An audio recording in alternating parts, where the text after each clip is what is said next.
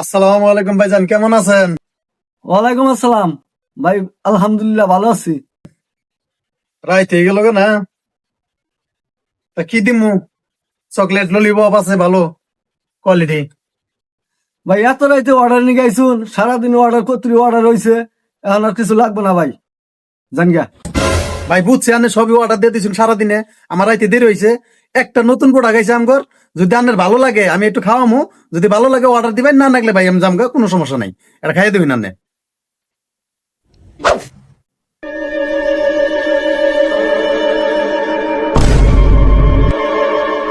আচ্ছা ভাই, ললিপপ খুব ভালো আছে, আমার 2 পলি দিয়েন।